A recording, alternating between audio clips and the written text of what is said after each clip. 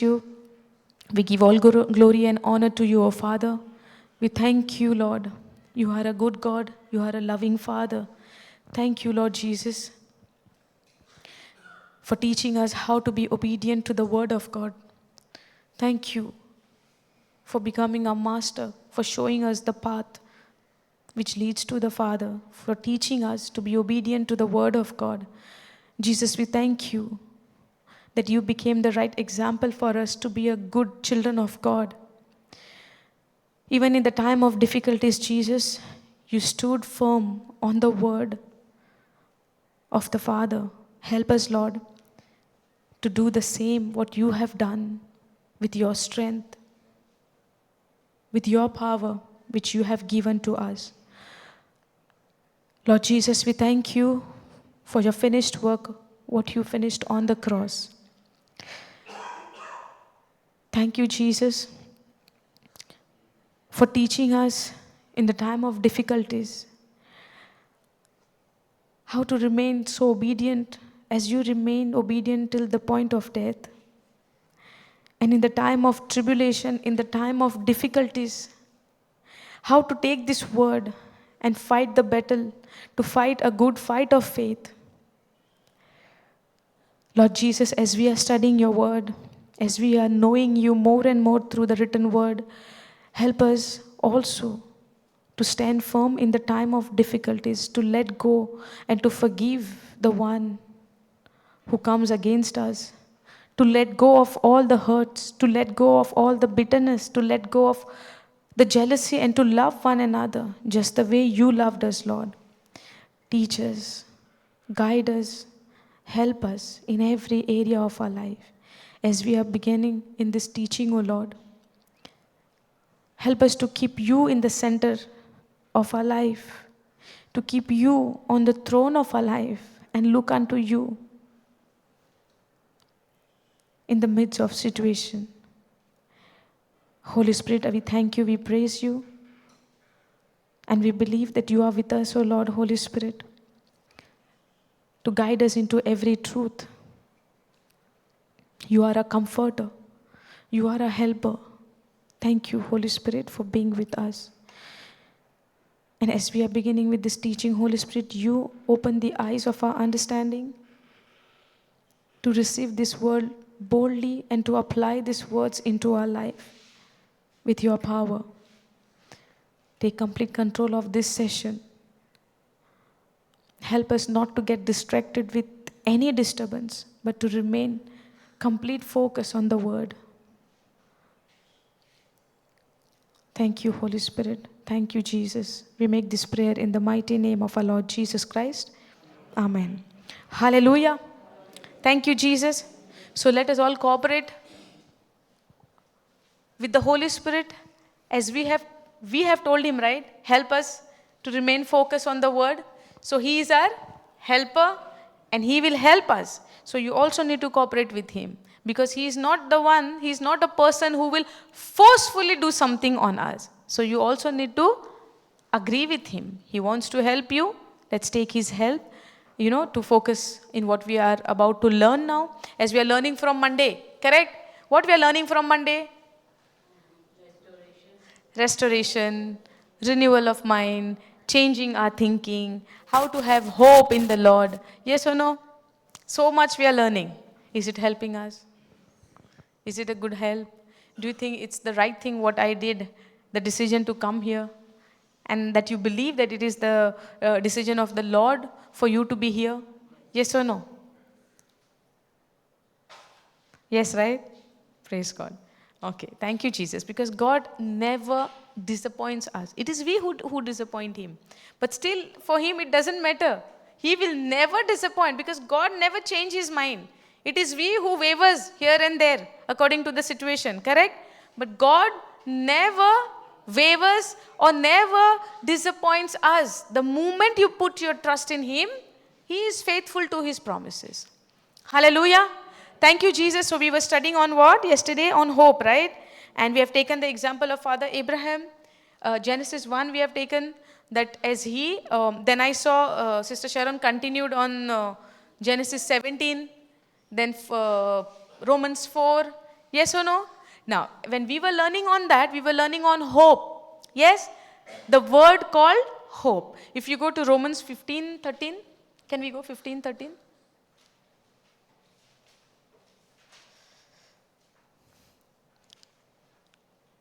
Okay. Now the God of hope fills you with all joy and peace in believing that you may abound in hope through the power of the Holy Ghost. Okay, go in AMP. May the God of hope fill you with all joy and peace in believing through the experience of your faith, that by the power of the Holy Spirit you will abound in hope. With whose help? With whose power? By the power of the Holy Spirit you will abound in hope and overflow with confidence in His promises. Who gives you power to be strong in that hope? And if you want to overflow in the promises of God, you need? Yes or no? God gives His promise. Yes? But I need to have that hope because God is a God of hope. Are you getting this? God is a God of hope. In that God, Abraham had hope where he believed against hope. Hallelujah. Are you getting this? Now, when we have taken the example of Abraham, the best example what we can take on understanding hope is the example of Father Abraham. It was not easy for him in his journey. A man who is about now 75, 85, 95, 100 years to believe that now I'm going to have a child. Yes or no? Is it easy? It is impossible. It is impossible for him to even imagine those things. But to change his imagination, God brought him out from his tent. From inside, He brought him outside to show and change his imagination. So yesterday we were learning on that imagination, expectation, desires. Yes or no? Unless you change your picture from lack to abundance, the promises of God will not become manifest in your life. For the promise of God to fulfill in your life, you need to change your picture and see those promises getting manifested in imagination first, and then it will come to pass. Because God is a God of hope. Yes or no? God does not say that when He gives you, then you believe. You need to have your hope in Him first. Praise Jesus. And when we begin and when we start this journey, do you think this journey will be like roses on the bed? Petals? Huh? How this journey will be? Brother Julia, you can say how this journey will be. Huh? Thorns, difficulties, you can say, trials, tribulation, persecutions. Yes or no? Surely. Now, can anyone say, oh, I believe in Lord Jesus Christ. He died for me. I receive Him Lord and my Savior. Now, no problem for me. Will that happen? We can think that way. But even though if you think, the word will not change. Yes or no? Now, it says, may the God of hope fill you with joy and peace. In what? In believing that by the power of the Holy Spirit, you will abound in hope and overflow with confidence in His promises. For when you get confident in His promises, the Holy Spirit empowers you. With the power of the Holy Spirit, you will abound in hope. And hope is something which you do not see, which you expect. Hallelujah. And as you make your expectation according to the promise, then only when you stand firm on that hope which you had made your imagination, you stand firm on that, then it will come to pass in your life. Hallelujah. If we go to Romans 4:19, go.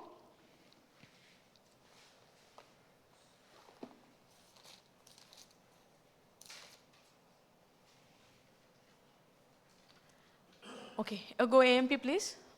KJV. Okay. And being not weak in faith, he considered not his own body now dead. What was the condition of his body? Dead. The condition of his body? Dead. When something is dead, can we expect life? No. So if you are expecting life, then you go against the hope, you are having hope in the Lord. Correct? Now, why you need to go against the hope? Because 17th verse tells us, go to the 17th verse, otherwise you would be saying, how can I expect something in the dead thing? Yes or no? You will see. As it is written, I have made you a father of many nations before him whom he believed, even God who quickeneth the dead. Even God who quickeneth the dead. Now what is the meaning of quickeneth the dead? What is the meaning of quickeneth the dead? Give life to the dead. In another word, quickeneth the dead, meaning giving life to the dead. Now, he is speaking about Abraham over there. Now, we all know the story of Abraham, okay? Now, we'll put our story over there, okay? Now, this in the reference of Father Abraham's story, which we are all learning and we all know again and again. Now, let's put our story. Is there any story in your life where you thought there is, no hope? No hope? Now, if Father Abraham, you will, this Abraham story, hey, so many years we are listening and listening. Let's put our story over there. Now it will become more lively to you. Yes or no? Let's make more lively. Any situation in your life where you came to a point where you got a thought, now there is no hope. Yes or no? Yes, right? And then what you decide? No hope. Nothing can happen. Nobody can help me in this area. Nobody can do anything. Even God, if say he want to do something, I don't think so. Now nothing can happen. It's too late. Happens? It's too late. Do we reach to a point where we reach, it's too late? Yes? It's too late? And then when it's too late, no chance, no hope. But what did we saw in Romans 15:13? What did we saw in Romans 15:13? Just before this scripture. God is a God of hope. Okay, those who are sleeping, please say hallelujah.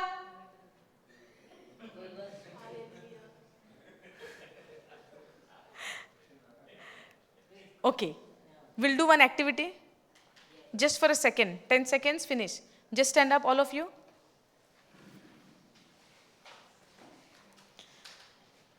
And let's praise God. Thank you, Jesus. Thank you, Jesus. Thank you, Jesus. Thank you, Jesus. Hallelujah. Hallelujah. Thank you, Jesus. Thank you, Jesus. Thank you, Jesus. Hallelujah. If you want to raise your hand, come on, raise your hand. Give all glory and honor to him. Hallelujah. Hallelujah. Thank you, Jesus. Thank you, Jesus. Thank you, Jesus. Hallelujah. Hallelujah. Hallelujah. Thank you, Jesus. Praise you, Jesus. Hallelujah. Hallelujah.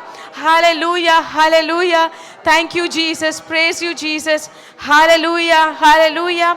Thank you, Jesus. Praise you, Jesus. Hallelujah. Hallelujah. Thank you, Jesus. Praise you, Jesus. Thank you, Jesus. Praise you, Jesus. Hallelujah. Hallelujah. Hallelujah. Thank you, Jesus. Let's all be seated. All good? Praise God. God is good all the time. Praise God. Now those who are sleeping say hallelujah. Thank you, Jesus. Okay. So, as it is written, I have made thee a father of many nations before him who he believed, even God who quickeneth the dead. Now let's take the word quickeneth the dead and let's keep Father Abraham's story a little behind now. We all know this story. We'll get into that later on.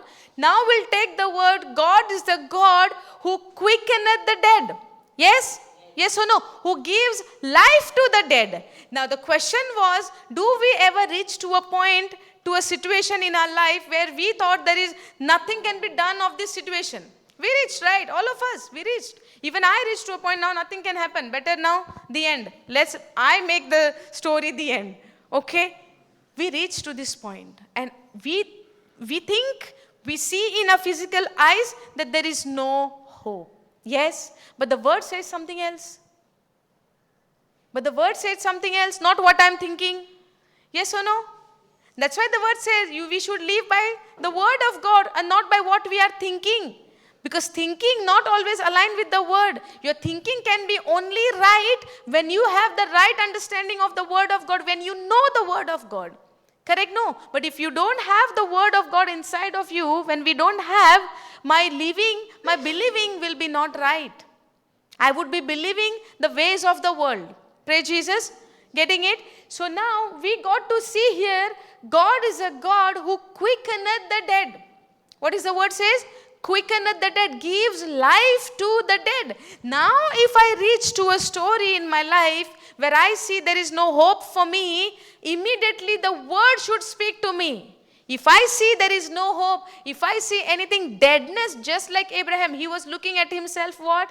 That he was dead already. He cannot bear children. And the fact thing is, he's correct.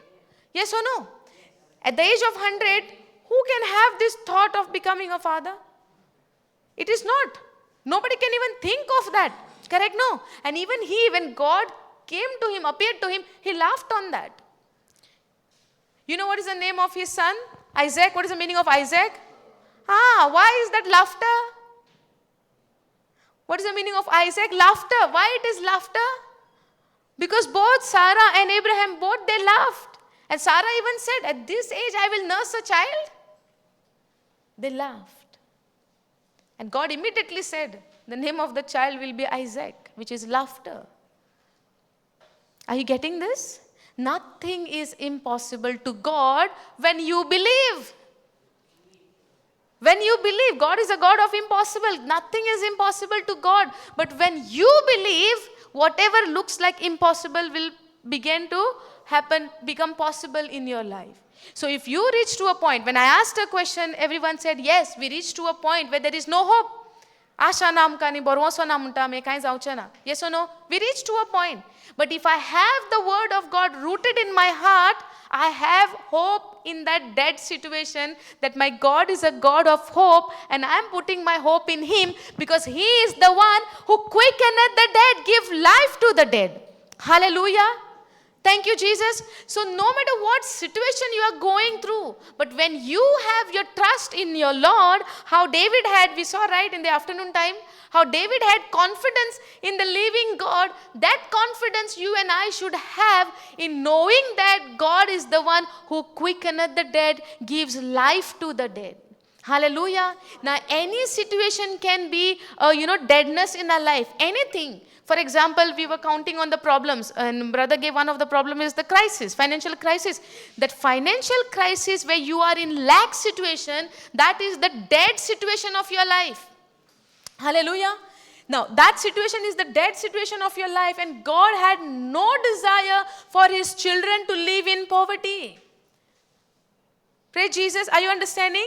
Now, I'm not, speaking and saying things like if anybody is poor, that means they are not living according to God. I'm not saying that. But when you receive the word of God, you start claiming the promises of God, where God will show His faithfulness to you when you put the word of God before everything. Are you understanding? Now, the choice is you and I have to make, to put the word of God before everything. Now, when we took the example of David, the situation is like, what? Now I'm going to get finished before Goliath. Yes or no?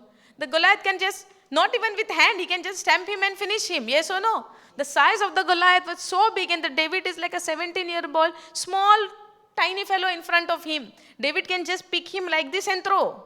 But where was David's confidence? How did we know that he had confidence? The 46th verse we saw, right, 1 Samuel 17:46, that he said, today God will deliver you in my hand. You look at the confidence now. The situation looked like what? Goliath will finish David. If the situation was not like that, then why the army was hiding? Saul's army was hiding. They were trembling. Even Saul was inside the tent and trembling over there. King was trembling over there, afraid, fearful, frightened because of the Goliath. But why David was not frightened? David was the child, coming from the family of Israel. Yes or no? The Saul was not from Israel army. So they all have the same God, right? The living God. But David's confidence was in God. And he trusted in the Lord. David knew God who gives life to the dead. Hallelujah. Now, at that time, the example of David when we took in the afternoon time, situation looked like the other way around. The giant will finish the tiny fellow. Yes? But in David's mind, he never thinking and never imagining that I will be dying now. He is thinking and imagining what? I will finish you. I will cut your neck. I will cut your head. I will separate you from your body. I will separate your head from your body. Yes or no? Did he said that? Yes or no? How much we are saying, declaring in our situation? How much we are believing that God is a God who gives life to the dead? Hallelujah.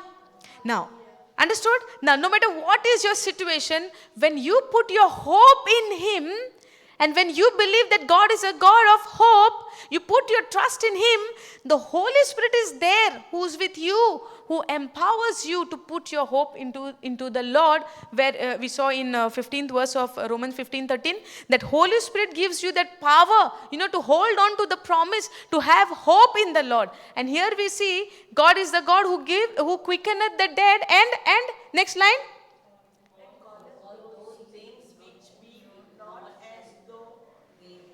Okay, and calleth those things which are there as though they are. And calleth those things which are already there and as if they are there and already there. What is it? What is it? He calleth which things? Which are not there. And we are calling which things?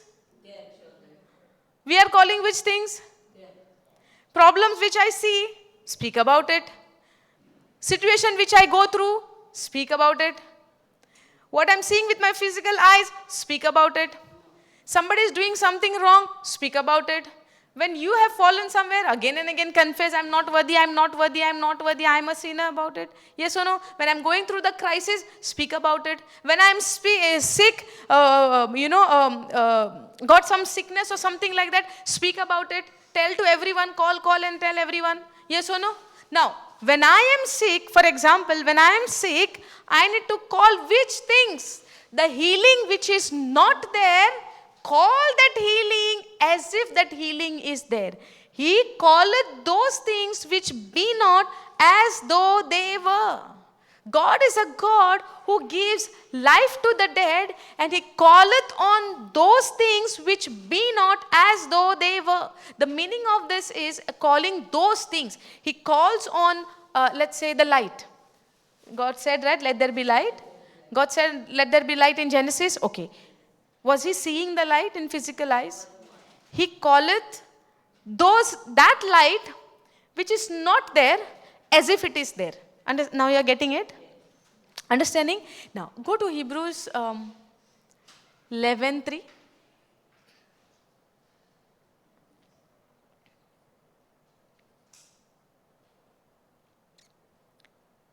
Okay. Through faith, we understand that the worlds were framed by the word of God, so that things which are seen were not made of the things which do appear. Okay. Now, when we go to Genesis and we see God said, God saw. Correct? God said and God saw. He said those things which be not as if they are there, and that came into existence. Are you getting? Now, God said, we are made in His image and after His likeness. In Mark 11:24, we see, whatsoever you desire, you speak, believe.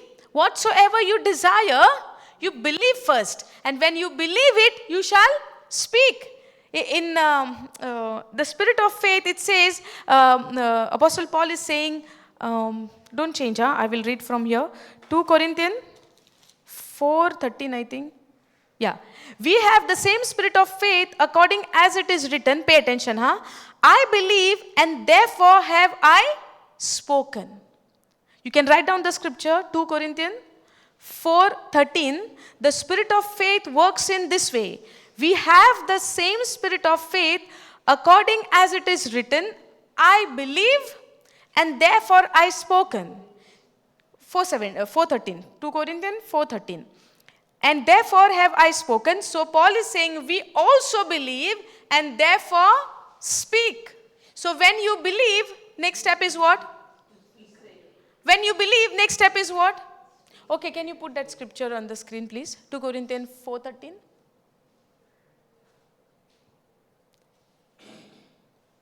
There are so many scriptures are connecting to one teaching. So from jumping from here to there to there. Okay. We having the same spirit of faith, according as it is written, I believe and therefore have I spoken. Now Paul is saying, we also believe. So when you believe, what you will end up into doing? When you believe, what you will do? As we also believe and therefore I speak. Correct? Now, Mark 11:24, what says? Whatsoever you desire in your prayer, you believe that you have received it and you shall have it. But when you believe, what you will end up doing? Speaking. Hallelujah. There are so many examples what Jesus showed us. When he want to heal somebody, when he want to stop the storm which was arose in the sea, what did he do? He spoke. Before speaking, he believed. He imagined. If somebody comes to him to get the healing, maybe let's take the example of the leper. Leper came to him and he said, if you want, you can heal me. And Jesus said, yes, I want to heal you. What he said? Be healed. He touched him. And he said, be healed. He spoke. If he wanted to open the deaf ears, he spoke the word. If he wanted to open the blind eyes, he spoke the word. Yes or no?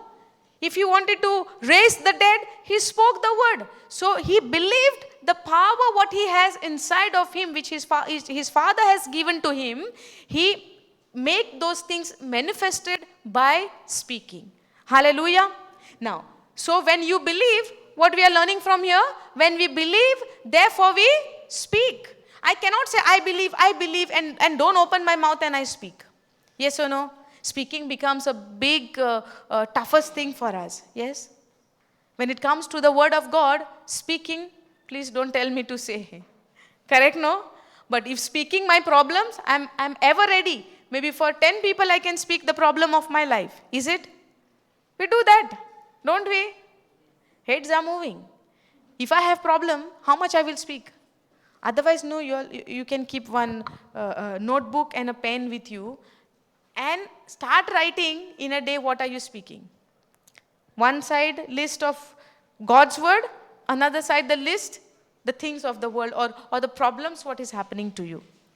Then we will understand which book will get filled first. Keep 2 books together with you. Otherwise in your phone also make notepad. Okay? And in a day, every day we are speaking. Yes or no? Something or the other we are speaking. But it depends, the word of God or the situation of my life or the problems of my life. Sometimes no problem, the boasting, I do this, I do that. Correct, no? Everywhere, I. Not there, I. The Lucifer was thrown down, why? Because of I. Yes or no? Was he drinking? Was he smoking? He was thrown down, why? Because of all I. Correct? Now, we need to know and keep an account what are the words am I speaking in a whole day.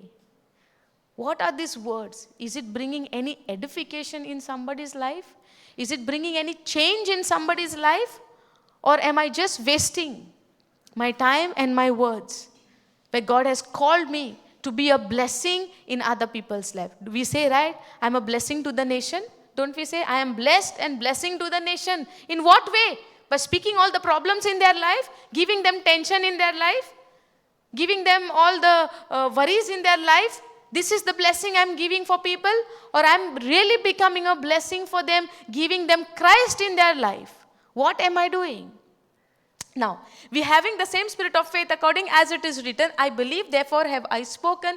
We also believe and therefore speak. So believing will change into speaking. So when there is believing, there is always speaking. Just like how James says, if you have faith, you also have works.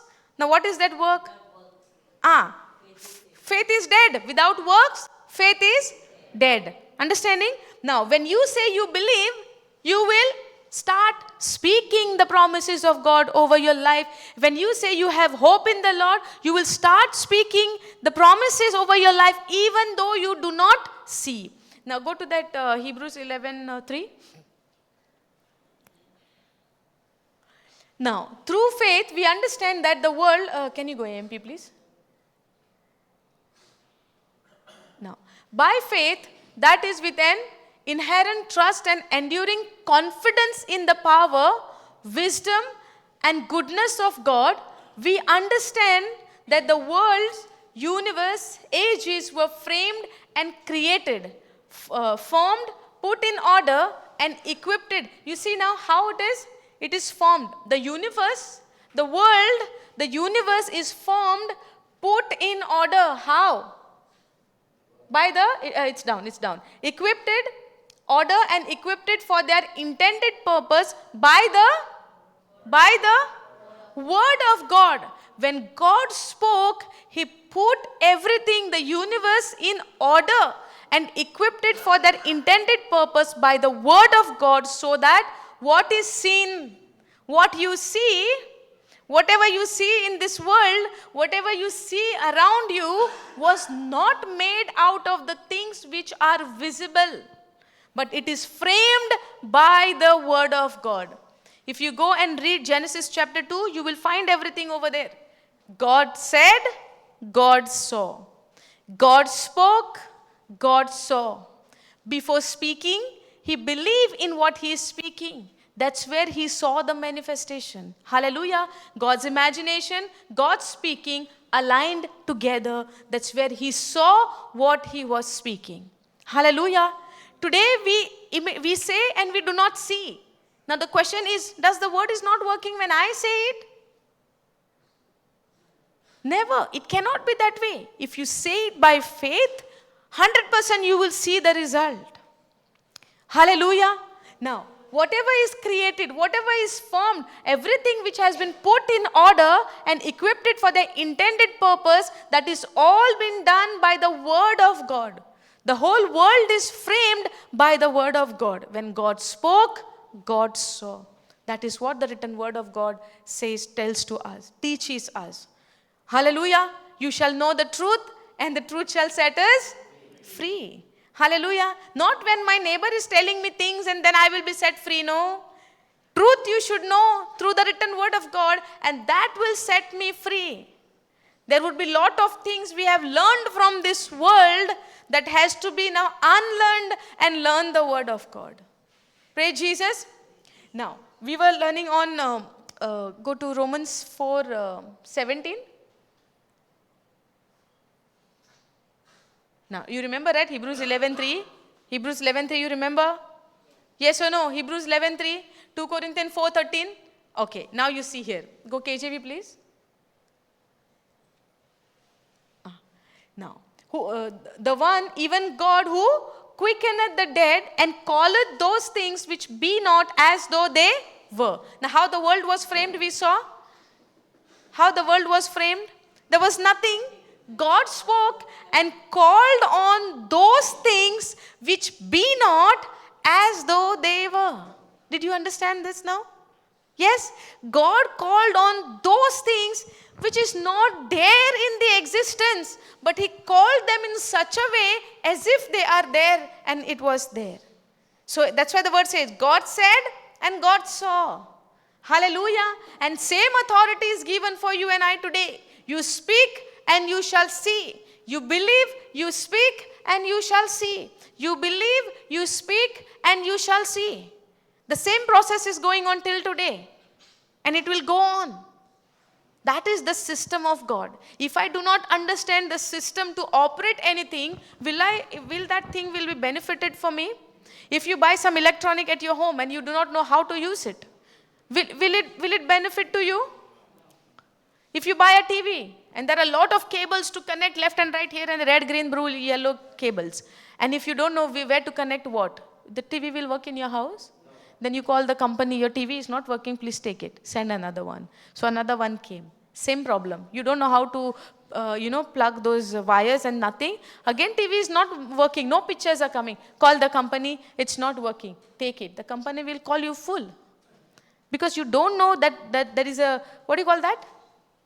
Something comes, right? Instruction. Manual. That manual, something is come, right? That instruction. They even show with the arrows where to connect what. If you don't go through that and do the right way, the TV will not benefit to you.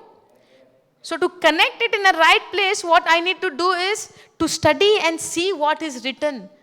Where to connect what? The system you should know. Then only this TV will work in your house. Hallelujah. Thank you, Jesus. In the same way, when you know the system of the Word of God, how God operates and how He wants us to cooperate with His Word, I will not benefit anything from the Word of God. If I'm sick and I want to see let's take another example. If I see, let's say there is no peace in your house. There is every time problem, fights are happening. Okay, happens anytime? Happens, right? In the family, joint family. Forget about joint family. Where there are two people, there is problem always. Correct, no? Not just big family. Two people staying under one roof, there is a problem. Yes. The problem comes when you don't agree what that person is doing. That person is not agreeing in what you're doing. That person is not agreeing what you are saying, not accepting how you say, that she say, he say, begin fight. Yes or no? Now, when this happens, is it the problem with that person? Now, where is the problem? That person, no. When we share this matter to someone, what do we say? You know what she said to me? The one who stays with me? You know what she is doing to me? You know how he is behaving to me? I'm telling about whom? The person. Not realizing the devil has already come and stolen the peace from that place. And I'm blaming whom? That person who's troubling me. Correct, no? And what Jesus said. The peace which I receive from my Father, I give to you. So I am not experiencing that peace inside of me. How can I experience the thing, how can I love the person who is hating me? Or love the person who is troubling me? Or let go of that person is doing to me? Hallelujah.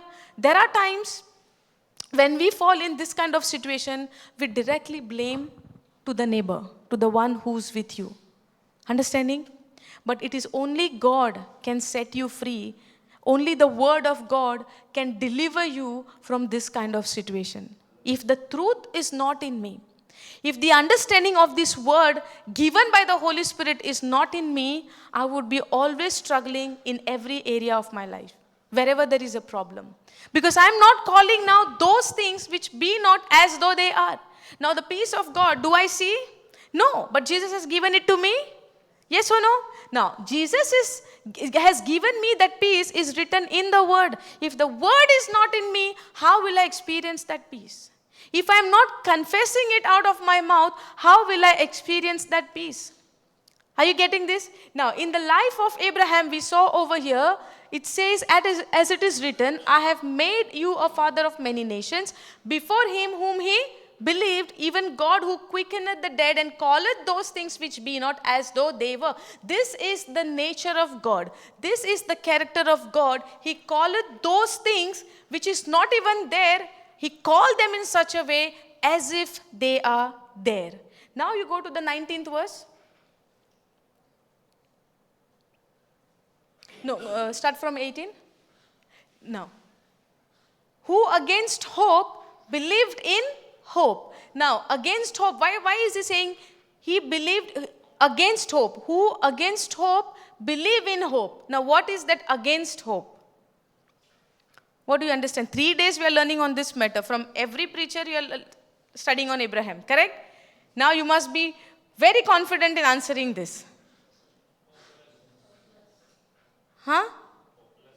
Hopelessness. Hope is there, okay. Hoping.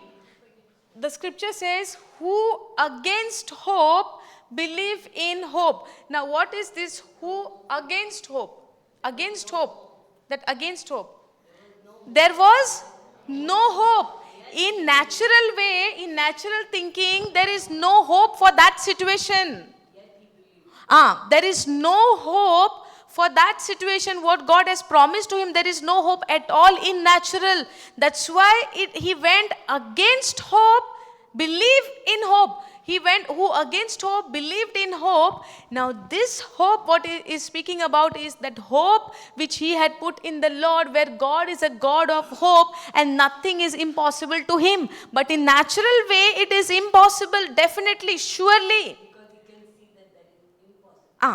Deadness, he is also old, and the deadness of his wife's womb. No way, there is no chance in the natural. That's why they even laughed. At this age, this will happen. It was for them, it's like something strange. Cannot be.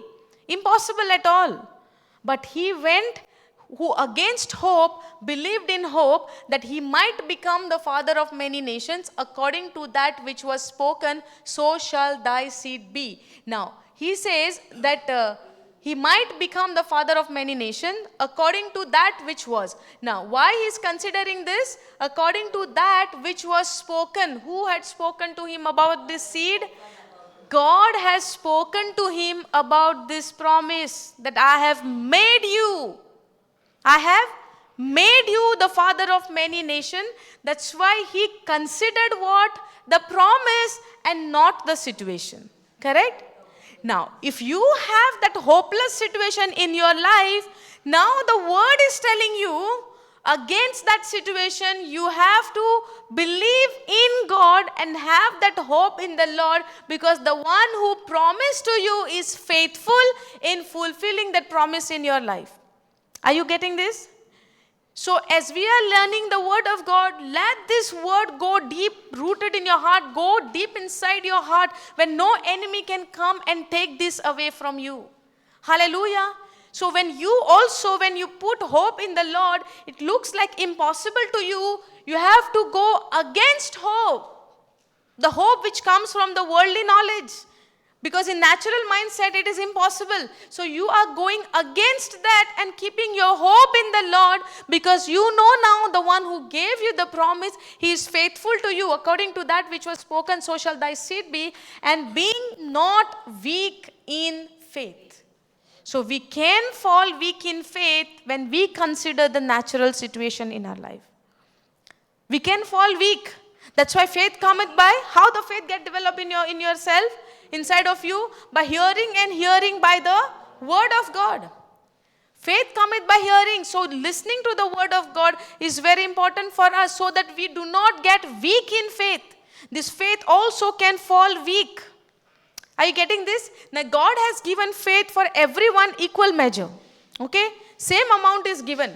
Now nobody can say your faith is bigger than me, or that one's faith is more bigger, that's why the person can believe more. Yes, faith is bigger of that person, because that person is listening to the word of God day and night. But am I doing that?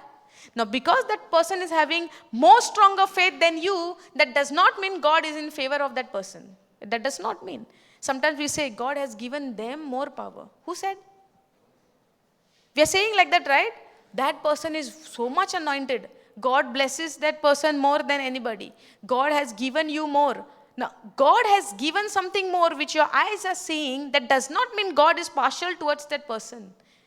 I have failed in, developing my faith, increasing my faith by hearing and hearing by the word of God, because whatever is given to that person is also given to you. The difference is I am not aware of it. The difference is I am not aware of it. I am not putting that labor in knowing what God has done for me in my life. Getting this? So what should be my labor? Hearing the word of God day and night. Making a point that every day I meditate not on the problem, but on the promises of God, what he has given. Having that, now he said, right, according to that, why he is going against hope? Because according to that which was spoken, so shall thy seed be. He is considering the one who has given him that spoken promise, that I have made you the father of many nations. Hallelujah. Now, and he said, and being not weak in faith, he considered not, and being not weak in faith, he considered not his own body, which is now dead, when he was about 100 years old, neither yet the deadness of Sarah's womb. Now, understanding he not being weak in faith. Now, he staggered not at the promise of God. Now, you see the word staggered not. It is means what? Wavered not. He did not wavered on what? On the promise. Not on his, not on his self. but he wavered not on the promise. How much we are wavering on the promises of God. Hallelujah. You know how in thousands promises are given for you and me in this world. So many promises. The best promise and the beautiful promise, what I am touched with, God says, I will never leave you. Never. You know the meaning of never? Never means? Never means never. Is there any different word for that? Never means even for a moment, never. No chance only for any option is there over there. Nothing. Never means never. If my God says, I will never leave you, nor forsake you, is there any bigger promise than this? No matter you are broken, no matter you are weak, no matter you feel that you are unworthy, no matter what you feel, but the promise is what? Maybe you think that I have fallen into a big sin. Does the promise will change for that? If you repent? Hallelujah. Are you understanding? Are you getting this? Now, when I do something wrong, I am feeling that God has gone away from me. Correct, no? I feel what? God has left me. The promise says so. When you commit sin, God will go far away from you. It is not God. It is you who's going far away from Him. Hallelujah. It is me who thinks with my own senses. I think that when I do wrong, God goes away. God does not go away. It is you who goes away. If that's the case, then when the woman who was caught in the act of adultery, when they brought him to her, Jesus said, right, those who have not committed any sin will throw the first stone. And when Jesus looked, everybody went. Jesus could have also left, right, leaving her behind, thinking that she is a sinner, she is unworthy. What Jesus did? Neither do I will. Why he's saying neither do I? Because his plan is to forgive her. What is the plan of Jesus? To forgive her. What is the heart of Jesus? To give forgiveness. So when you do something wrong, when you go into that guilt feeling and all this condemnation feeling, you think that I am not worthy, I am unworthy before the Lord. You are all thinking so. Do you think God also thinks like that about you? No. This is how I need to know my God. This is how you need to have that confidence. You know, the Pharisees and the scribes and all those people will come and tell you, when you do sin, God goes away from you. It's a lie. It's a lie. The word doesn't say. The new covenant tells us, even when you fall, God doesn't say, when you fall, I will go away from you. It is me who go away from Him. But when I have this truth inside of me and when I fall, Lord, here I am. I repent, I come back to you. I have fallen. You repent. We were learning yesterday on repentance. Yes? The prodigal son repented, confessed. Father embraced, kissed him. Yes or no? If that can happen, Jesus gave the picture of the Father for us. How Father forgives. And when He forgives, He remembers your sin no more. But for that, your repentance is needed. Repentance is not only you're crying for your sin. Repentance is you're changing your thinking and you come back to God. Hallelujah. That we need to understand. Praise Jesus. Now, and He said He staggered not at the promise of God through unbelief. Unbelief is a thing which wavers us. Yes or no? And in the, in the wilderness also we saw Israelite did not go to the promised land because of their unbelief. Yes or no? They grumbled, they murmured, we do not have food, we do not have this, it is better we would have died in the slavery land, in the Egypt land. Yes or no? They even desired to go back to the slavery, but they don't wanted to believe in the unseen God, the God who changed the bitter water into sweet, the God who opened the sea for them, the God who also gave food for them, the manna for them, the God who gave meat for them, the God who from the rock gave water for them. They failed in seeing all of those things and desired to go back again to that slavery. Hallelujah. That is what our story becomes sometimes. Yes or no? We are waiting and waiting and waiting on the promises of God, and when it is not getting fulfilled, we gave up, we staggered, we waver on the promises of God. But this father Abraham, who is called the father of many nations, the father of faith, he staggered not at the promise of God through unbelief. Hallelujah. He staggered not. He wavered not on the promise, not at the promise of God through unbelief. And what was the promise? That I have made you. I see you already a father of many nations. Now you need to change your picture, seeing at yourself. And there we say he went against hope and he believed in the promise which God has given him. And he staggered not at the promise of God through unbelief, but was strong in faith, giving glory to God. He became strong in faith, and the thing is what? He had hope in the Lord. Hallelujah. You see, hope and faith, it's together.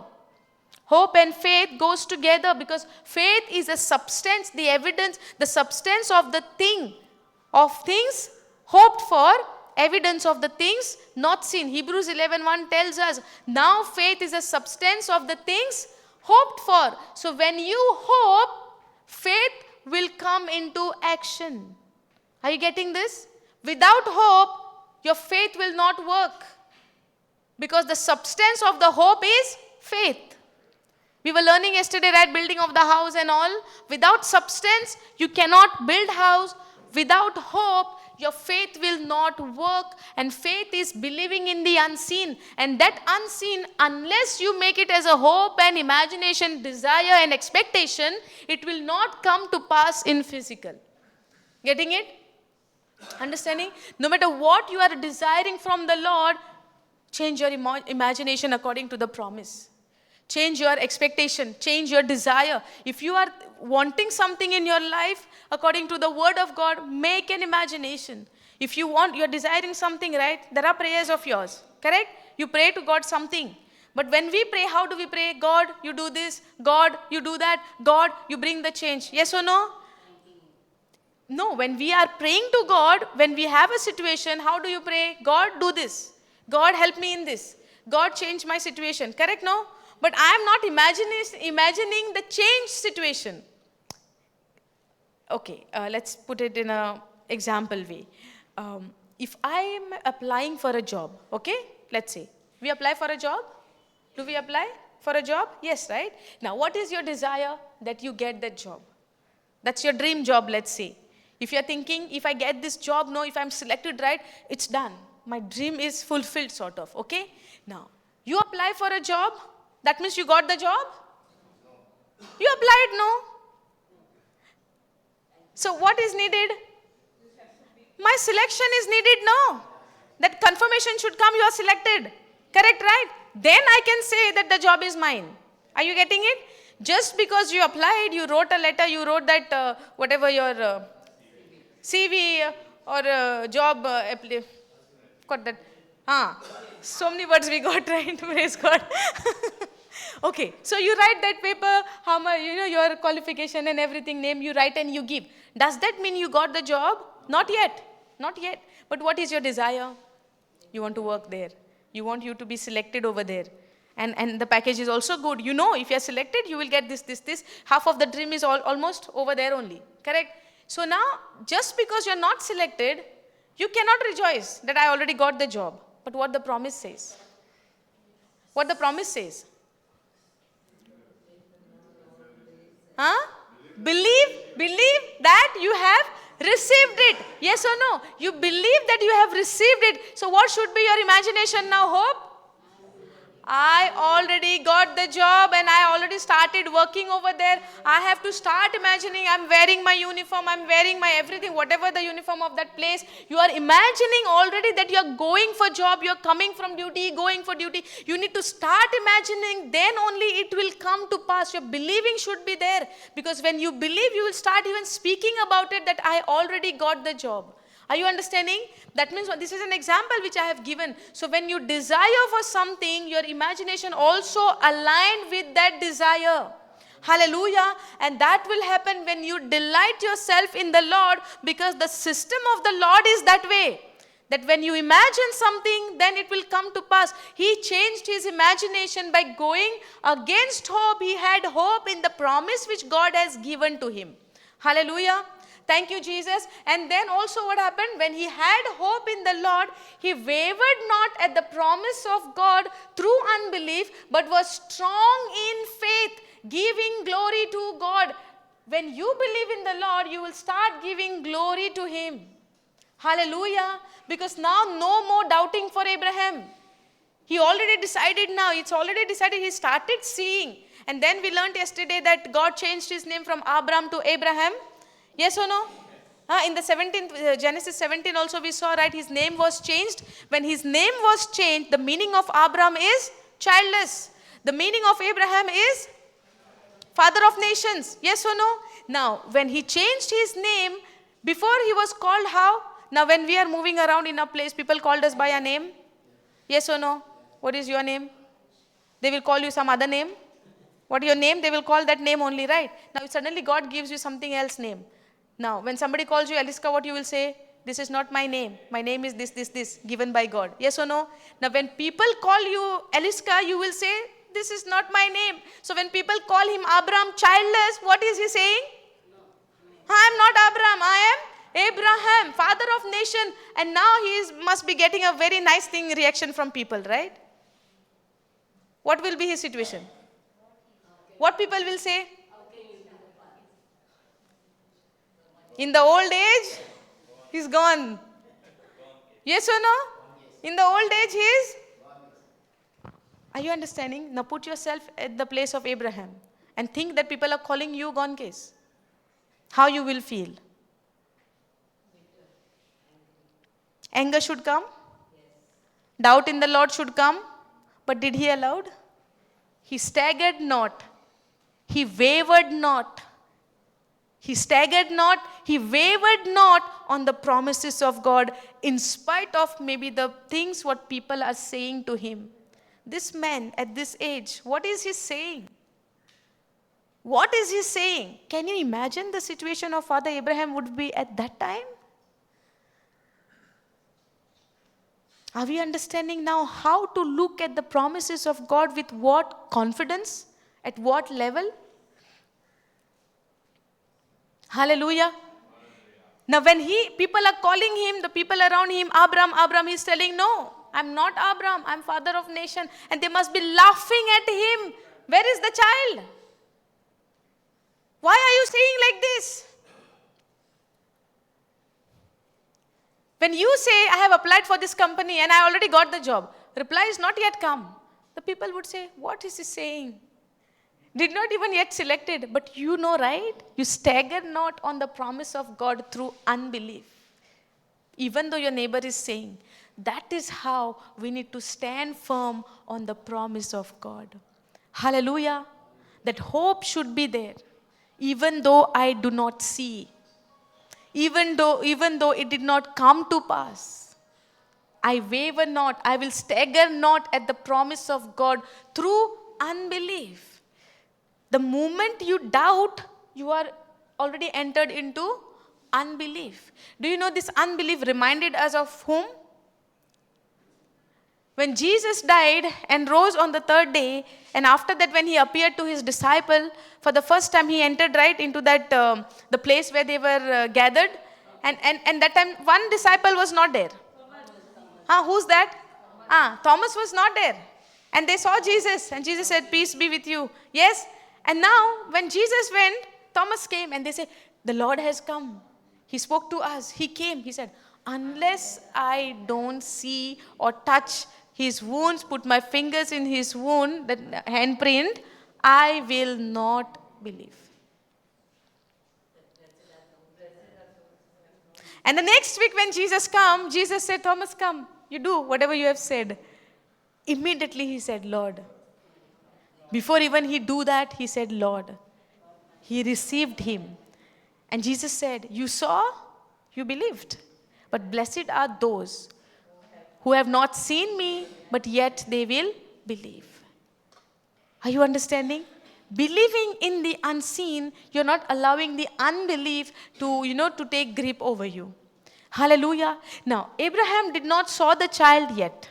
He did not see any sign of promises getting fulfilled. But the word says he staggered not at the promise of God through unbelief, but was strong in faith, giving glory to God and being fully persuaded that what he had promised, he was able also to perform. What does he say? And now this 21 verse, see this. And being fully persuaded that what he had promised, he was able also to perform. Can we go in some AMP 21? Now, being fully convinced that God had the power. God had the power to do what he had promised. What is the word says? God had the power in the old covenant, before the day of Pentecost, before the Holy Spirit come into us. He's telling what? Being fully convinced that God had the power to do what he had promised. Who had the power? God had the power to perform or to do what he had promised. Go again in KJV. Okay, and being fully persuaded that what God had promised, God is able also to perform. God is also able to perform. Now you go in Ephesians chapter 3, verse 18.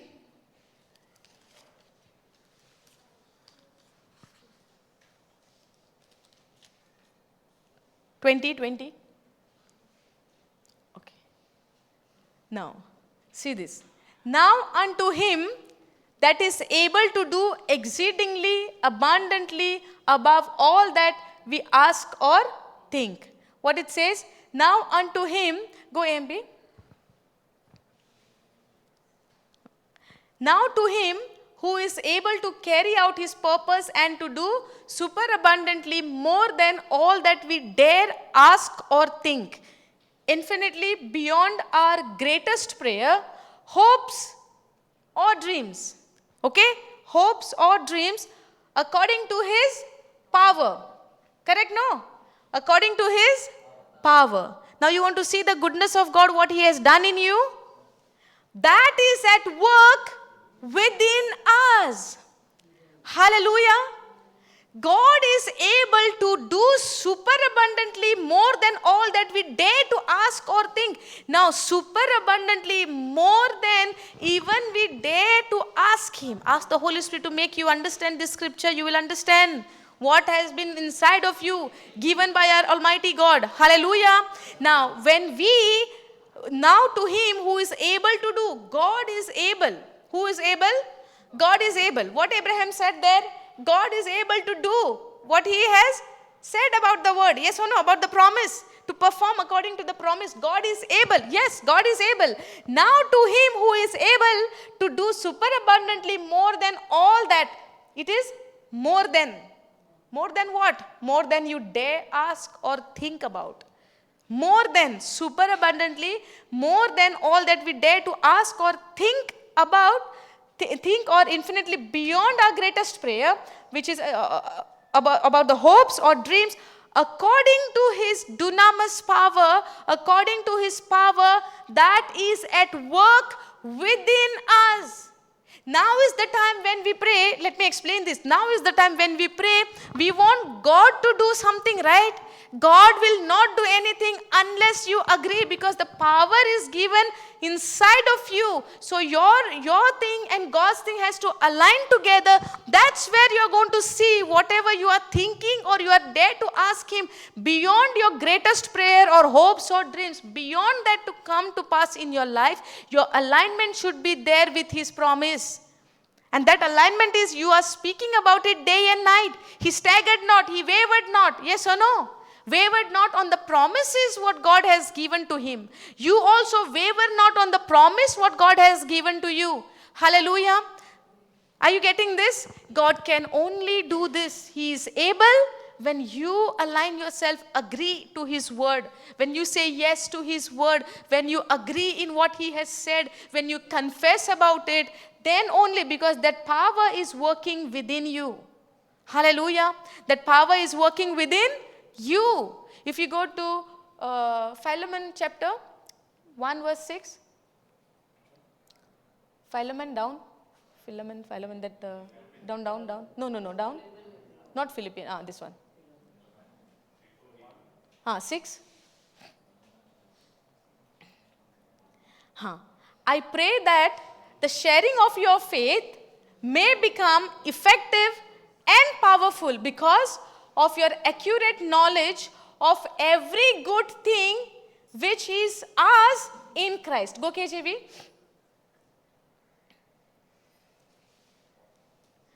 That the communication of thy faith may become effectual by the acknowledging. You need to acknowledge of every good thing which is in Christ Jesus. In you, in Christ Jesus. So where is all the good things? In you. Just the way I said, everything good has been given in my spirit and I've just locked it and kept it there only and thinking that I don't have anything. Where is the good things? Where is the good things? In you. Inside of you. God has already given you the day you receive Jesus as your Lord and Savior. All the good things is in you. He has already deposited inside of you when you have received Jesus as your Lord and Savior. There is no way I can say, God, I don't have this, God, I don't have that. God said it is finished on the cross. Jesus has accomplished everything for you and already has given it to you. He finished it on the cross so that He can give it to you through His finished work. But because of my unbelief, I am still wavering. Because of my unbelief, I am still doubting. Because of my unbelief, I am still murmuring. Because of my unbelief, I am still complaining. Because of my unbelief, I am still crying. Because of my unbelief, there is no faith-filled words coming out of my mouth. Hallelujah. Thank you, Jesus. But as I dig deeper and deeper and deeper and deeper in this truth, I began to discover God has already started the good things inside of me. Hallelujah. Even in Philippians 1:6, if you go.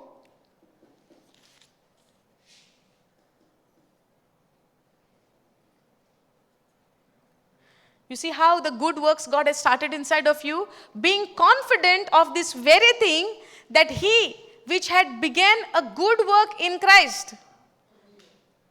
Good work in Christ. Where is the good work already started? In you. So where is the good work? And we say, right, there is nothing good in me. Don't we say? Now somebody would be wondering, if everything good stuff inside of me, then but I don't see anything good coming out of me. Yes or no? People must be thinking, even the one who's listening, what she's showing all the scriptures, good works in you, power in you, mighty miracle working power in you, but I don't see any power manifesting out of me. Huh? Who blocked it? What happened? What umbrella you're holding? If you stand in the rain, you will have the shower, right, of the rain. Correct, right? But if you're holding the umbrella of unbelief, the shower will fall on you. That means the rain is not there. You stand in the rain, do not hold the umbrella. Are you receiving that shower? Yes. But if you are wearing that, holding that umbrella, open umbrella, rain is there, but it's not falling on you. Now can I say, I'm not getting wet in the rain, that means the rain is not there. Or I'm holding the umbrella. In the same way, the showers of blessings are there, but I'm holding the umbrella called unbelief. That's why I'm not seeing anything good flowing in me. Getting it? But that does not mean God has not given anything good inside of you. I'll show you another scripture. Over here we see, being confident of these very things, you be confident. Do you have confidence or doubt? If I have doubts in the thing, will I be confident in knowing? The scripture says, he's writing, being confident of this very thing, that He which had begun a good work in you will perform it until the day of Jesus Christ. You see how God is promising? The good work which He has started, He will never stop until the coming of Jesus Christ. Hallelujah. See how God is good? He will not stop. The one who can stop is you yourself, me, myself. Praise Jesus. Now go to Romans 6, 16 or 14.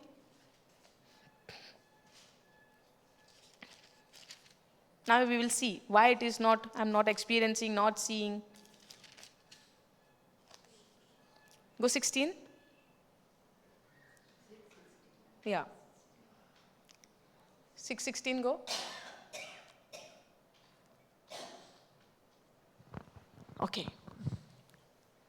Go in AMP, please. AMP. Do you not know that when you continually offer yourselves to someone to do his will, you are the slave of the one who you obey, either slaves of sin, which leads to death, or of obedience, which leads to righteousness. Righteousness is right standing with God. Now it says, do you not know that when you continually offer yourselves to someone to do his will, you are the slaves of the one whom you obey? If you obey the voice of the enemy, which brings and puts all doubts in you, and if you consider those doubts in you, will you experience the promises of God and the good works which he has begun in you, and the good works which he has given inside of you? Will you experience? Because now if you have yielded yourself to the lies of the devil, if you have fallen for the strategy of the devil, if you have fallen for the schemes of the devil, will he not take charge over your life?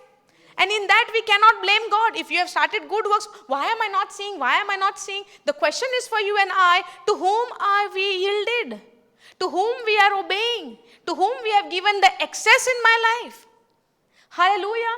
Man, if we go in extreme way, Jesus has defeated devil on the cross. That means there is no devil.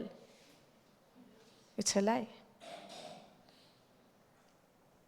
Jesus has defeated him, but the final judgment day is still there. But till then, he cannot touch you unless you give your consent to him. Hallelujah. His strategies are there. His lies are there. His deceiving, deceiving character is there. Devil is a deceiver. Satan is a deceiver who comes to deceive. That's why in the James it says, you be vigilant because your adversary is roaring like a lion around you and he is seeking to whom he may devour. He's seeking now, he's searching, finding. Maybe you can be the victim when you yield to his lies. And that's where he become your master. If you continually offer yourselves to someone to do his will, you are the slaves of the one who you obey. Go KJV, please. Are you getting this? Now, if I am not seeing all the goods work in me, somewhere I have yielded to the voice of the enemy who's telling me that you are not good enough, and I accepted that voice. The voice of God, the word of God tells me that all the good works he has already started in you. Yes or no? And it will continue till the coming of Christ. This is the word of God. Somewhere another side the devil is speaking, nothing good in you. Now who's speaking? And I'm believing, nothing good can come through me. I am not good. I am not a good child of my parents. I cannot provide my parents. I am a bad child. I am not good. I am not good enough. I cannot perform. I cannot do. Who told you? Who told you that? You are not good. Have you looked into the scripture who you are? Have you even checked what God is speaking about you? Have you even checked what Christ has done for you?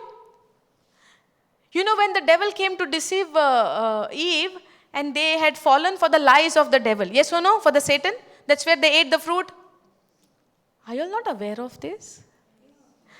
You know how we become, receive that nature of sin? Because of that one man's disobedience. Correct? No. Now, when the liar came, the tempter came, when the evil one came to tempt them, give them the lies, they had fallen for the lies. Yes or no? Correct? Now, when he came, he presented a lie covering as if like it is a truth. Yes or no? Did God really said that you should not eat from any tree of the garden? But did God said like that? Did God said? Devil is the one who was a Lucifer before, right? The angel. Can he make mistake in knowing the correct words of God? Can he make mistake? Then how he made mistake? On purpose. So that he can take her attention. Then she said, no, not like that. If somebody comes to you, I heard your story from someone. Is it like this? And maybe the story is wrong. What will you say? No. Let me tell you the correct story. Come, sit. You have time, no? Sit. We'll make them sit and tell the correct story. Because we want them to know the correct one. Same Eve. What did she say? No. That is not what God said you eat from every tree, but God said not from that tree. Because God said if we eat, we will die. Then what the devil says? Huh? He played like a chess game over there. Then what he said, the next one. What is that? You will not die. You will not die. You will become like God. But did God not make them in his image and after his likeness? Huh. But when she said, you will become like God, Eve mind, ting. What she's thinking? I'll become like God. Wow. Devil, what he said? I want to be on the throne. I want to be there. Yes or no? Isaiah tells us how Lucifer became the Satan. God thrown him down from up. He wanted to be on the pride. I want to be there. Now she's thinking what? I want to be like God. Also, can we go Proverbs 3:5?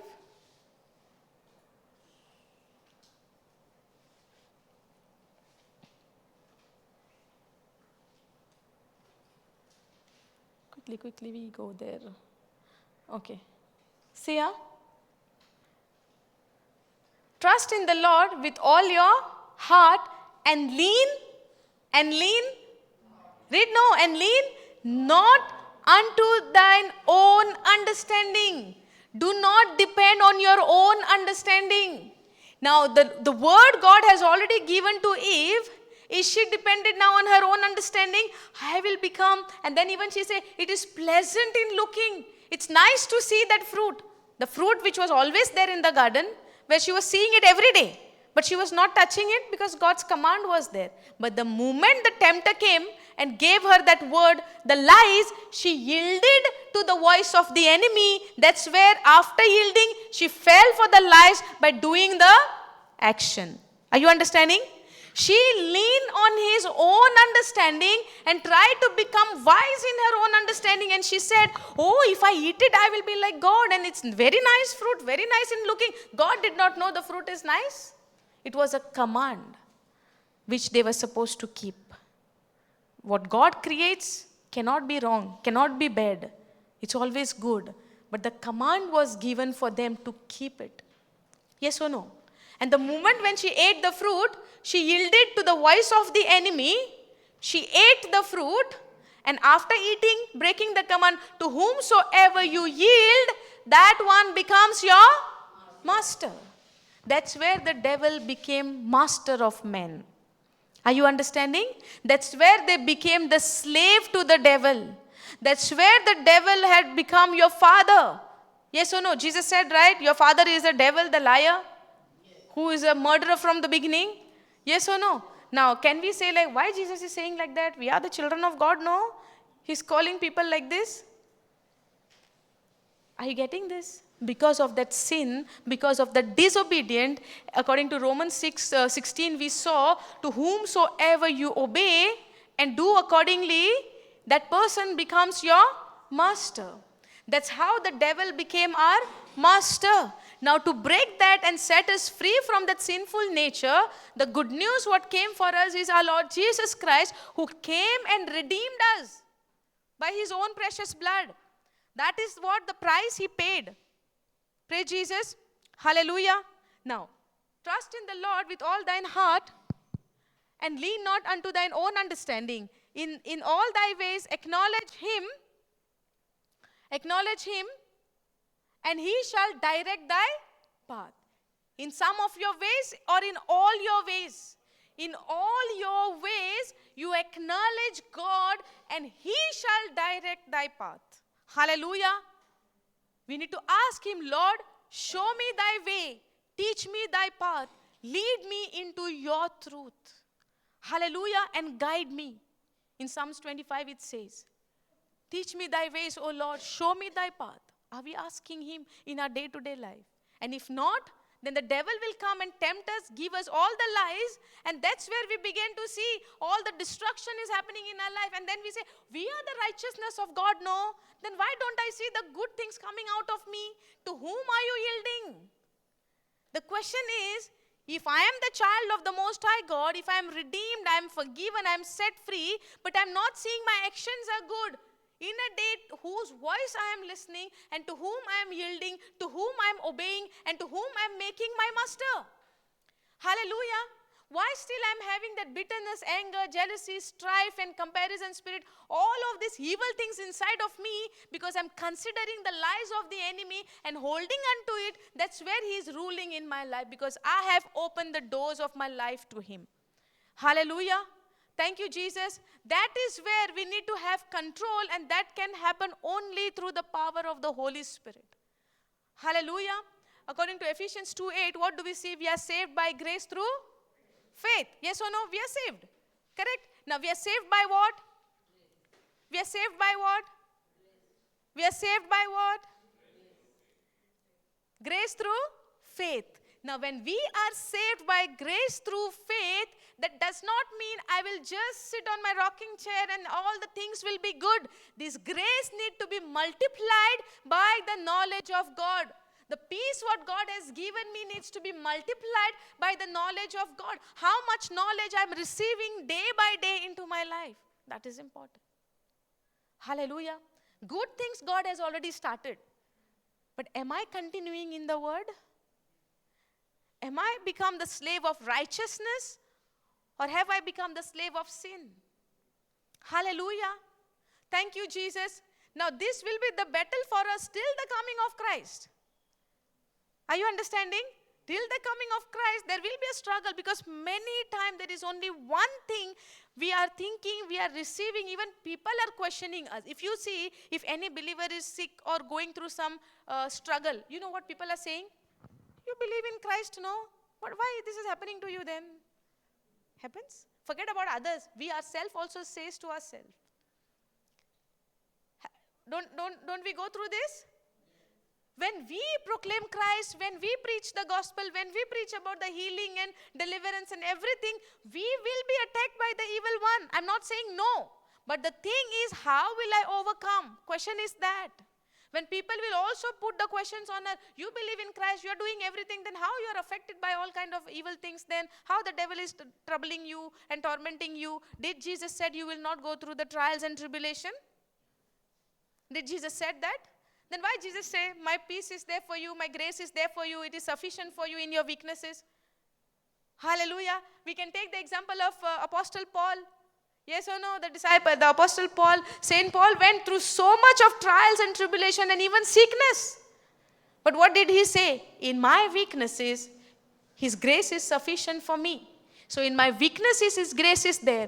And this grace is not just that I am saved by grace through faith. This grace needs to be multiplied through the knowledge of the word of God. That's why you and me growing in the knowledge of the word of God day and night is very important. When no enemy can come and take the advantage of me being ignorant of the word of God. Hallelujah. Thank you, Jesus. Are you understanding? Yes. Getting it? Have any questions? Or getting delivered, sitting over there? Getting delivered, sitting over there? Yes or no? Praise Jesus. This word needs to deliver us. The truth needs to deliver us.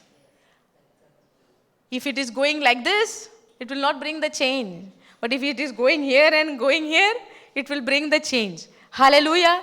Thank you, Jesus. Now, can we go back to Romans?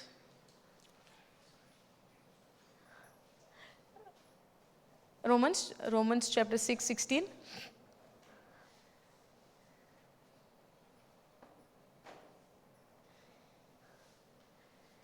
Okay.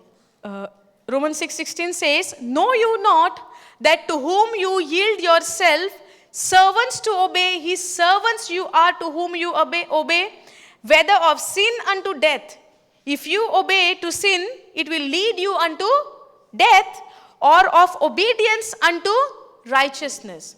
Now this is coming, Apostle Paul is writing. Okay. Now before that, 14th verse he say, for sin shall not have dominion over you, for you are not under the law, but under grace. What then shall we sin because we are not under the law, but under grace? God forbid. Now it is started from where? 14th verse. 14th verse say, okay, for sin shall not have dominion over you, for you are not under the law, but now under Grace. Now what is the meaning of under the law and under grace?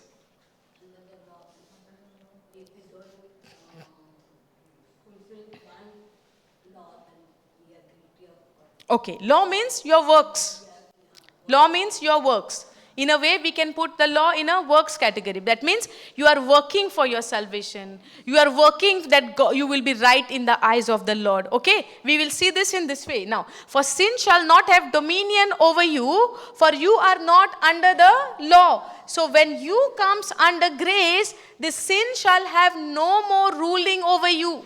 The sin will not rule over you. But if I consider myself under the law, I will be judged according to the law. Hallelujah. Because if I fail in one thing, I am failed in everything, all things. Okay. Now, when you are under grace, now Paul is also accused by the people then. Then what do you mean? Do you want to tell us that we can do now whatever we want? Do you consider, next verse he says, what then? Shall we sin because we are not under the law but under grace? He is also getting that question. Shall we continue in sin? Shall we do what we want to do now? Because grace is there. Paul is saying, no. Know you not that, God forbid, know you not that to whom you obey, you shall be servant to that. To whoever you obey, you should be the slave of that thing. Remember this. That's why even though you are the righteousness of God in Christ Jesus, that does not mean you will always live right. If you yield to the lies of the devil, you will live in destruction. You will live in a sinful life. That's where we see even the people who have received Christ, they are ending up into doing whatever they want to do. Are you getting this? And you would not experience to see the goodness of God manifesting in your life. And this is a daily battle for us. That's why the word of God says, you be vigilant, be sober. Your adversary is there, roaring like a lion around you, seeking to devour you. But to escape from that, you need to hold unto the promise and remain in that protection, the promises of God which He has given to you, which is your shield. Hallelujah. Are you getting this? We are understanding. Now we cannot say that now God has given me grace, I can do whatever I want, or no, grace is there, but still I'm falling, Yes or no? If you go to Psalms 119, 11th verse.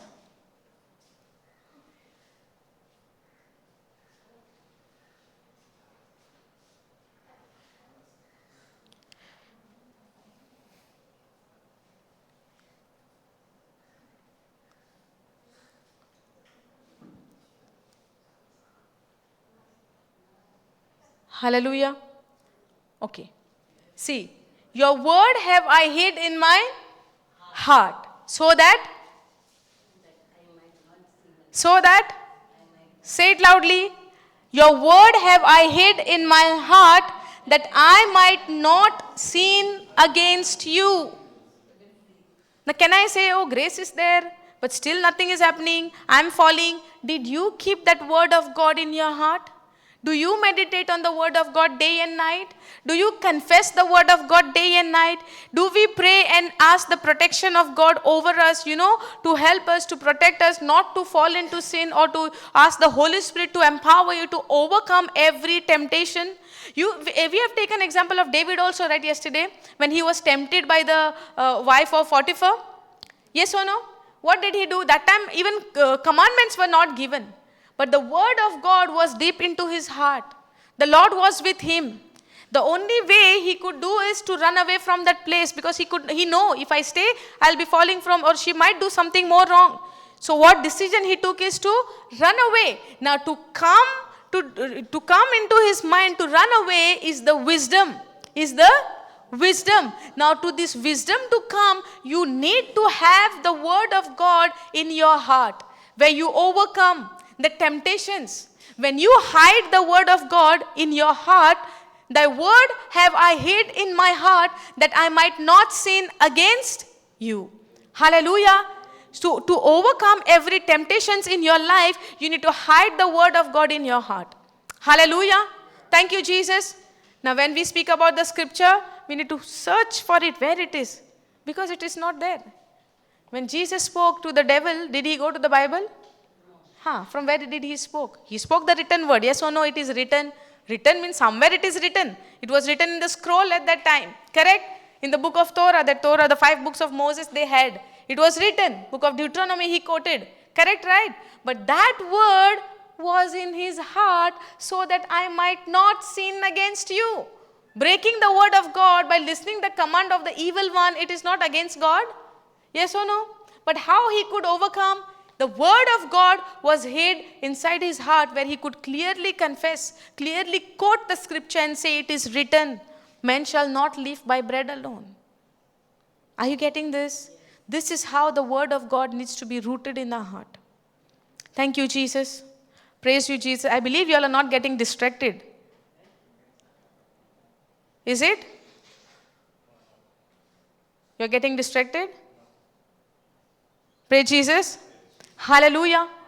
See, if we miss even the word, even yesterday brother was saying, if we miss on one word or maybe get distracted here and there, maybe that word which could have brought changes in my life, I missed on that if I get distracted.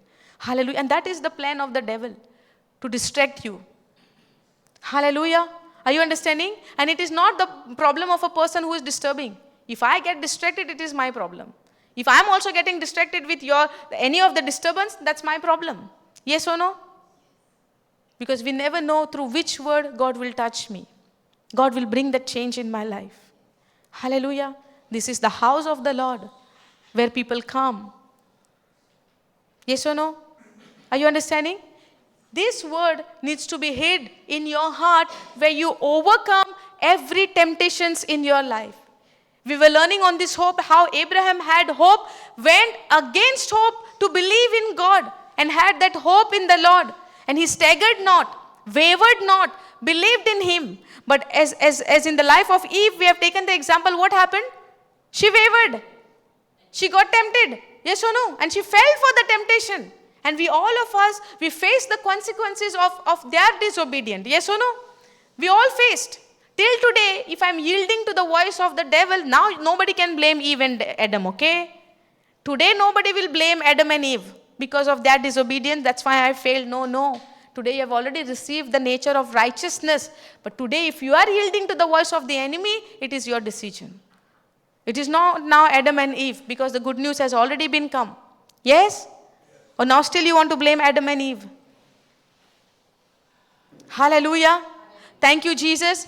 So let the word of God be deep rooted in your heart where you overcome every temptations, whatever comes against you. Where I cannot say, nobody told me. In the book of Romans, Apostle Paul is writing, nobody can say, I did not know. Everybody got. They choose not to believe. They choose not to believe. And for that believers, the devil has blinded their eyes that they will not believe. Hallelujah. They have blinded their eyes that they will not overcome because of their unbelief. They choose not to believe. All the goodness of God has been seen by whom? By the Israelites. But yet they choose not to believe. And what was the outcome of that? Did not enter the promised land. This promised land is called the place called rest. Hallelujah. And the desire of the Lord for you and I to go into that rest. But there will be only one thing which will hinder me in going there is my unbelief. If I waver, if I stagger in the promises of God which He has presented all for us in the written word of God. Thank you, Jesus. If we take the example of the heroes of Abraham, David and all of them, it is not their story. Now it is your story and my story. Yes or no? Because we are living now in this hope, in the present time, under the new covenant. Hallelujah. Thank you, Jesus. Every move of us is seen by the Lord. Thank you, Jesus. Every move of us, every thought of us is seen by the Lord. Thank you, Jesus. And He is a judge. He will judge us. So we need to fight a good fight of faith, overcoming every temptation, overcoming every distraction, overcoming every tribulation, every persecution, everything what comes against in our life. Everything. And for every problem, the word has been given to overcome. Hallelujah. Go to Romans 8, 24.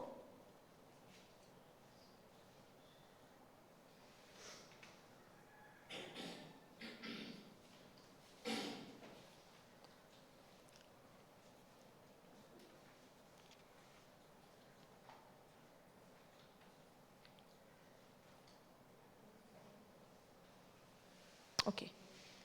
For we are saved by, how we are saved? Hope is what?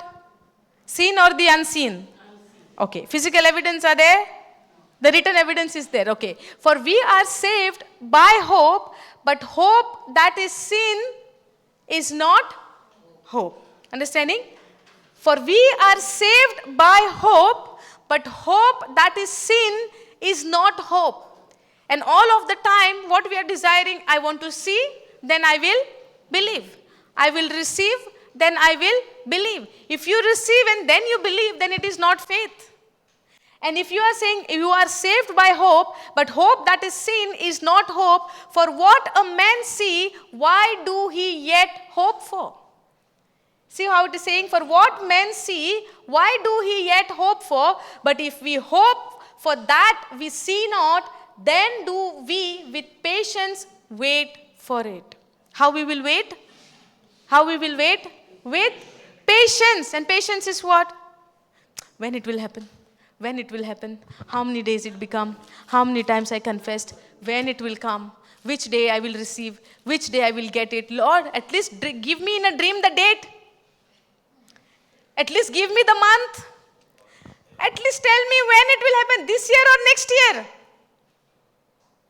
If God is telling you all of these things, then it is not hope. Hallelujah. Are you understanding? When you wait, it matters how you wait in patience. Are you restless? Are you in doubting? You are waiting, but at the same time, are you grumbling? Are you making issue out of it? Or are you in restless condition? When it will happen? When it will happen? When we give the word to someone, people say, how many times to confess it? Did you all experience when you all give word to others? How many times? How many times I should write down? I should 10 times? 100 times? Then it will be done. But if we hope for that we see not, then do we with patience wait for it. Patiently we are waiting. Even though I confess it 100 times, 200 times, it's not about the counting how many times you are saying it. It's about you are believing and waiting and putting your hope in the Lord, your trust in the Lord, believing in Him, the one who gave me the promise. He is faithful to fulfill every promise to me. Hallelujah. Thank you, Jesus. Are we getting this? Are we understanding this? So when you have, can you go this in AMP 24-25? Okay.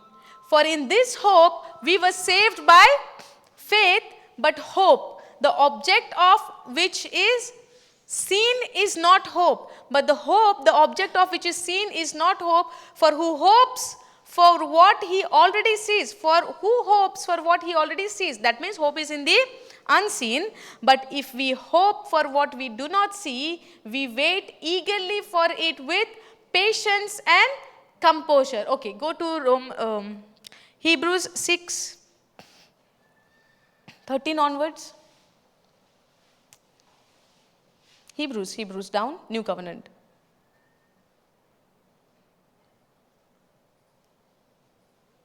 Okay, 13, 14 you go. Okay, start from 13. Okay, go KJV please. Yeah. So, we were studying on Abraham's life, right? God gave him the promise. Yes or no? And the promise of what? I have made you the father of many nations. Then we see not becoming weak in faith, going against hope and believing in God. Yes or no? Going against hope, he had hope in the Lord, in the promise. He staggered not. He wavered not. He stand firm on the word of God because he considered the one who gave me the promises faithful and he is able to fulfill the promise. Correct? Now, for when God made promise to Abraham, because he could swear by no greater, he swore by himself. Who? God. There is no greater than him. So on whom he will swear? He swore by himself. He swore by himself, saying, surely I will bless you. Go down, brother. Surely I will bless you, and multiplying I will multiply you. Blessing I will bless you, and multiplying I will multiply you. What is the promise of God? Blessing I will bless you. Multiplying I will multiply you. And so after he had patiently endured, he obtained the promise. He patiently endured and obtained the promise. So he had to go through that waiting process. Even the father of faith had to go through the waiting process, just like you and I also had to go through the waiting process, which we don't like. You like it or you don't like it, it is the process of God. Hallelujah. And till the end, even Jesus, when he came, right, he had to go to the cross. But till the point of death, he was obedience. He was in that patience. He did not give up, even though he said, take this away from me, but it is not my will. Let your will be done. What you want, Lord. Yes? He said that sometimes a lot of things we don't like. But maybe it is according to the word of God, maybe that is the process of our life. You like it, you don't like it.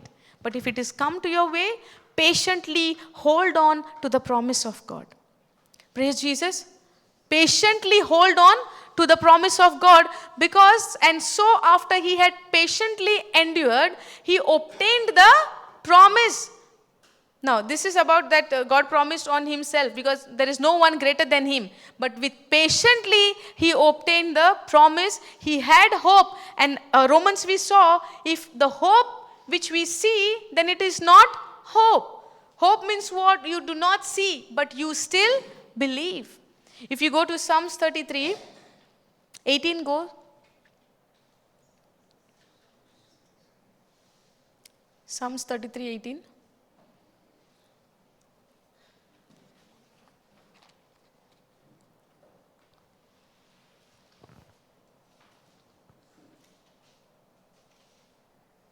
Okay.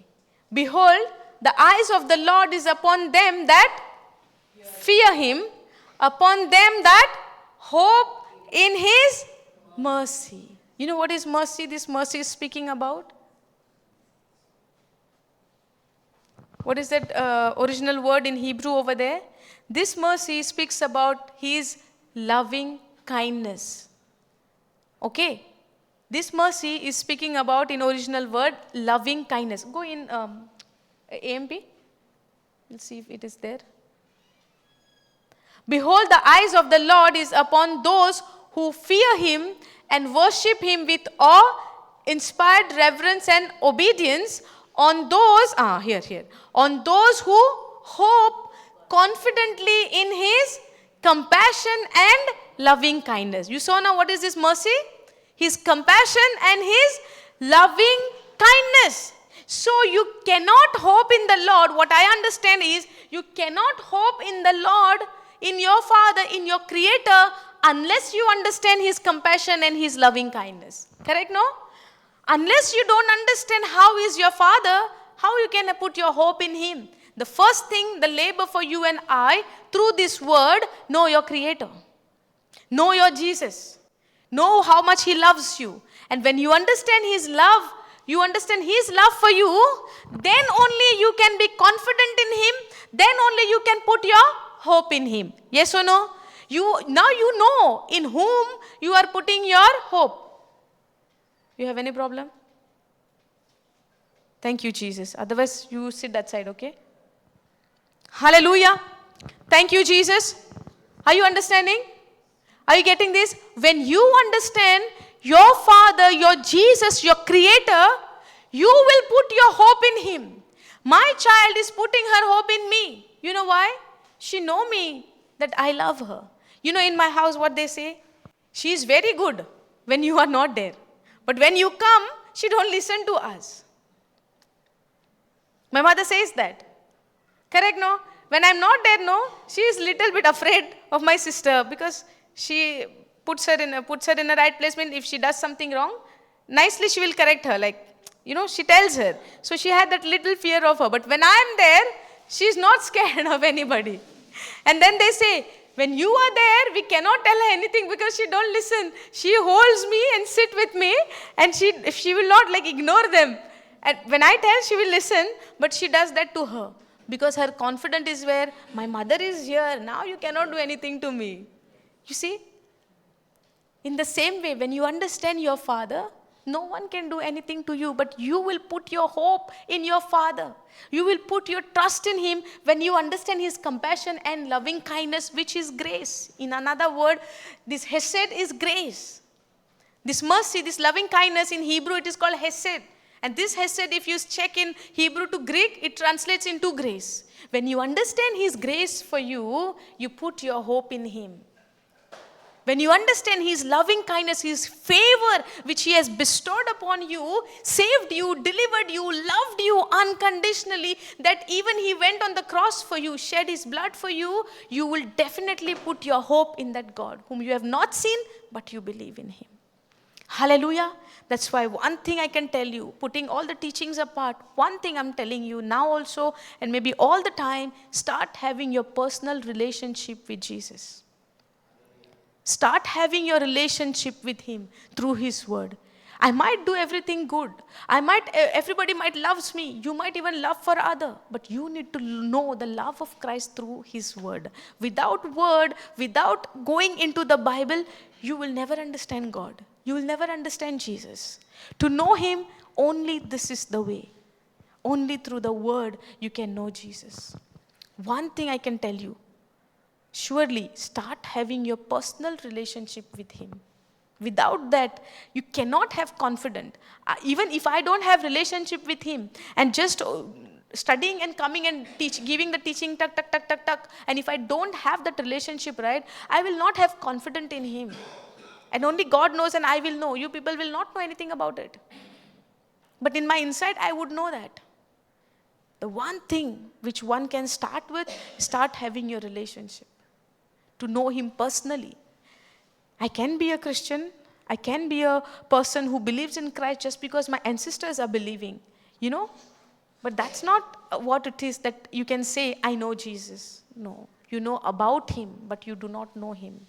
But when you start having fellowship with Him through the word, right, that's where you can say, I know my Jesus. I know Him in person. I know who is He. No matter what storm comes in my life, I know He said, I will never leave you nor forsake you. Hallelujah. Even if my actions are showing not good, I will work on that through the word of God. By not accepting the lies of the enemy, but by believing that He has already begun the good works in me. I consider that promise. Hallelujah. No matter how the outer thing shows that I am not good enough, I am this, I am that, the world is giving me the name. But I will not give up on the promises, but constantly speak on that, because when I believe, I will end up into speaking. Hallelujah. Because God has given us that spirit of faith, that when you believe, you shall speak. Thank you, Jesus. Praise you, Jesus. Did you see this? So behold, the eyes of the Lord is upon those who fear Him and worship Him with awe-inspired reverence and obedience, on those who hope confidently in His compassion and loving kindness. You will have hope in Him confidently, when you understand His compassion and His loving kindness. When you know His grace for you, when you know His mercy for you, when you understand His love for you. I cannot love people with all of my heart just like God loves me. I cannot do that unless I understand His love fully for me. Yes or no? It is not that I love Him. It is that He loved me first. Hallelujah. It is that He loved me first. So let us start this journey in knowing His love for us. Yes or no? Then how will I know? Through the word. Thank you, Jesus. Praise you, Jesus. Hallelujah. Thank you, Lord. Thank you, Holy Spirit, for revealing this for us. Yes or no? If I don't know, if I don't understand, if God, if I don't spend my time with the word of God, God cannot reveal. How He will reveal? When I spend time. Yes or no? A person can trust me only when I spend time with that person. If I don't spend, can they trust me? Yes or no? Can we? Okay, just like now, I'm preaching the word. If I ask you, can you share all your secrets to me that I can help you? You must say yes, so that you might get guided by the spiritual way. Not me. If any random person comes and asks you, you can share all your things to me. Will you share? If any new person in your life just come and tells you, you can share, you can trust me. Will you share? You cannot trust him. Why? You have not spent time with that person. Or now maybe you know that person from years and every day you all are fellowshipping with each other. Now you can tell? Yes, right? Now what is that confidence you have in that person to share the fellowship what you had with that person? Yes or no? So having fellowship with the Lord is very important. If you want to God to trust you and you know that promises to come to pass in your life, you need that fellowship with him that God can trust you and reveal his secrets to you. Praise Jesus. Hallelujah. Thank you, Jesus. Praise God. Okay. Now we will end this teaching here. Do you have any questions to ask on this teaching? This teaching. If no questions means the message is clear. Yes or no? Okay, now if message is clear, anybody can come and do the closing prayer. Anybody wants to come? Closing prayer? Come. Come. Thank you, Jesus. Thank you, Jesus, for having this time given for each one of us, to blessing us. The Holy Spirit for revealing so many of us, so many secrets, so many mysteries in the midst, in everybody's heart. And I believe that that the Holy Spirit has touched each one of us, giving a message into each one's heart. I thank you, Jesus. I praise you, Jesus, for all that has been for this session, who has taught us so many things. Apart from that, so many, and has blessed each one of us. Thank you, Jesus. And this prayer we make in the name of Jesus. Amen. Thank you, Jesus. Thank you, Lord. Thank you, Jesus.